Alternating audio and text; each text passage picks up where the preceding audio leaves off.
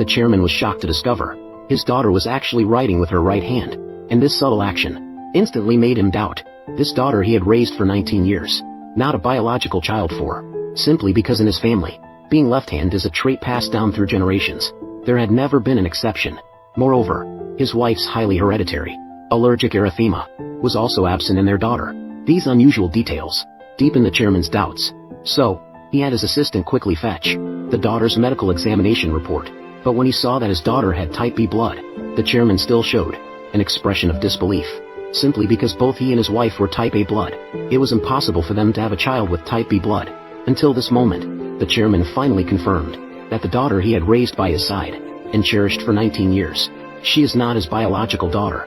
What confuses him the most is where the problem actually lies. Clearly, when his wife gave birth back then, he was right there. He carefully recalled everything that had happened. Suddenly, a crucial clue emerged in his mind. It was the nanny in the house.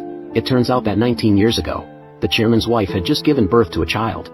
She suddenly experienced postpartum hemorrhage. He had no time to care for the newborn daughter, so he entrusted the daughter to the nanny. He stayed by his wife's side, who was in critical condition, until his wife passed away.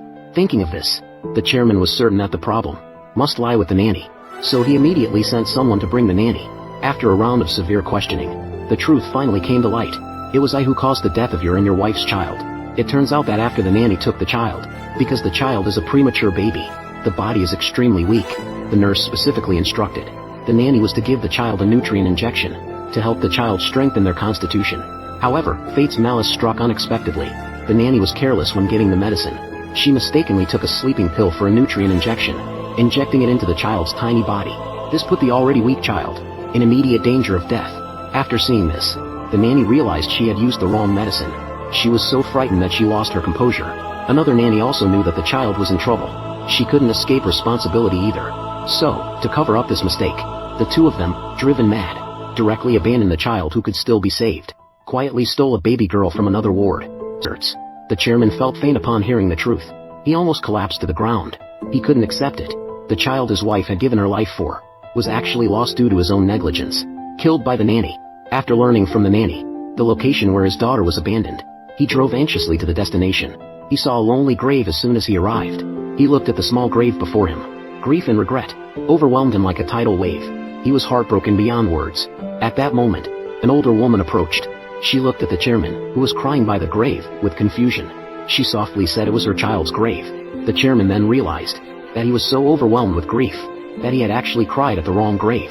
But at that moment, he did not know her own daughter is actually still alive. It turns out that after the nanny discarded the child back then, the older woman's child unfortunately passed away, just as the older woman was burying her own child. After the girl graduated from university, she unexpectedly ended up in the chairman's company to work. She was busy at the company every day, yet she had no idea that the lofty chairman was her biological father, and the fake daughter who took her identity grew up under the family's pampering. However, her personality was very arrogant and domineering. One day, the fake daughter's "Oh chow chow" and her crippled mother over too. Before the annual meeting starts, there needs to be some good show to kick things off.